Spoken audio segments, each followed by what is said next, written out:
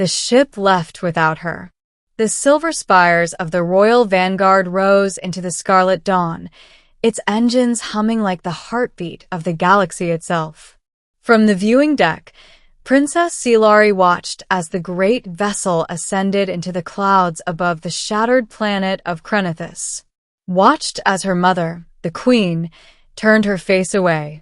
Watched as the ministers whispered behind folded claws about royal failures and political liabilities. Watched as her people, her bloodline, abandoned her to the ashes. She stood motionless in the dust storms until the ship became a fading star. She was 17 rotations old, barely an adult by her species standards, but she knew enough to understand. She was no longer a princess. She was nothing. The betrayal was not just cruel, it was efficient. The Royal Vanguard would return home, report her death, in the chaos of the rebel attacks and move on. The line of succession would tighten. The scandal of her existence, her pacifism, her sympathy for the conquered, would be buried in Krenithus's sands. And Silari would simply vanish into history. She had no weapon, no food, only the tattered ceremonial robes that marked her as both royalty and outcast. The ruins around her groaned in the wind like dying giants. And then came the predators. They emerged from the wreckage at dusk, starving scavengers, part machine, part flesh, remnants of the war that had razed this world. Their eyes burned with the cold intelligence of drones, but their bodies twitched with the hunger of beasts. Silari stumbled backward, her claws trembling. One lunged. She fell. A blur of motion exploded between them, a shape of muscle and fury. Something growled, deep and primal, and the scavenger bot's metal throat crunched beneath powerful jaws. Silari scrambled to her feet. It was a dog. A Terran canine, covered in dust and scars, ribs showing beneath its matted fur. It stood over her, snarling at the scavengers with the defiance of a king facing executioners. The scavengers hesitated. This was not in their calculations. The dog lunged again. One attacker fell, circuits sparking as teeth tore into exposed wiring. The others scattered into the storm, screeching metallic rage before vanishing into the night. Only then did the dog turn to her. It limped slightly. One ear was torn, but its eyes, brown, steady, alive, held her in place. It had saved her. For 3 days, the dog stayed near. It never let her out of its sight. When she collapsed from exhaustion, it lay beside her through the freezing nights. When she wept, alone, abandoned, it rested its head on her knee as if to say, "I am here. I will not leave." She fed it scraps from ruined ration packs she scavenged. It hunted small, desperate things in the rubble and brought them to her, tail wagging weakly, as if proud to contribute. She spoke to it because there was no one else left. "My name is Silari," she told it on the 4th day, voice hoarse.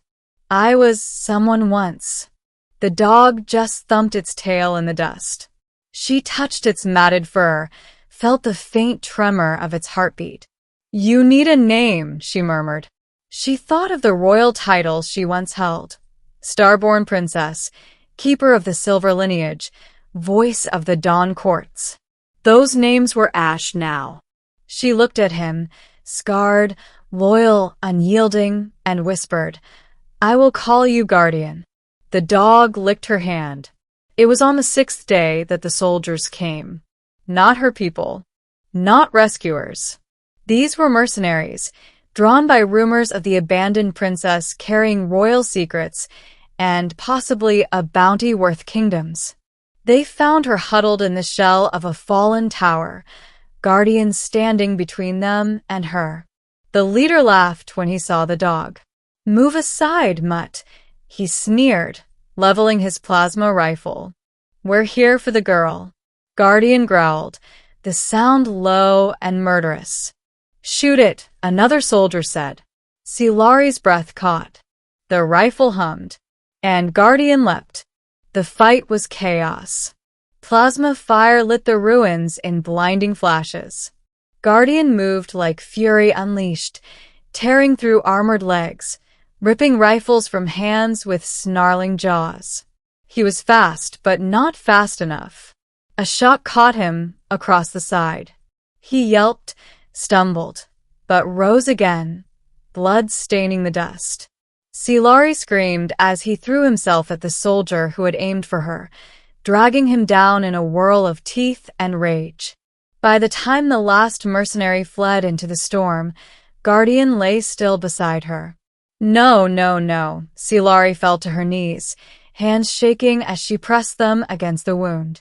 The dog's breathing was ragged, shallow. Stay with me, she begged. Please, you can't leave me too. His eyes fluttered open just for a moment. Brown eyes, warm and tired. He licked her hand one last time, and went still. Silari didn't remember much after that. She remembered carrying him, his weight far heavier than it should have been for a creature his size.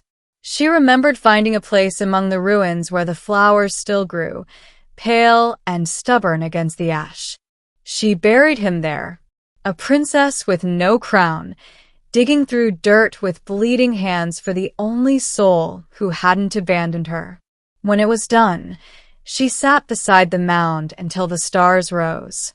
I don't understand, she whispered to the night. You owed me nothing. My own people left me. Why didn't you? The wind answered with silence. Weeks passed.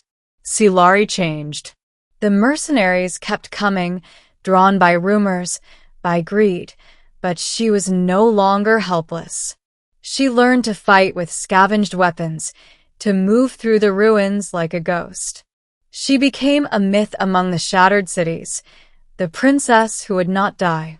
But those who fought her whispered of something stranger, of the dog that walked beside her. A figure of dust and moonlight, appearing in the corner of their vision, a growl in the dark before death came swiftly. They said his eyes glowed like embers, that no weapon could touch him, that he was loyal to her even in death. Months later, when Silari finally rallied the survivors of Krenithis and drove the mercenaries off-world, she stood atop the rebuilt citadel and looked toward the flower-covered mound on the hill beyond the city. The people called her queen now, not the crown's queen, the people's queen.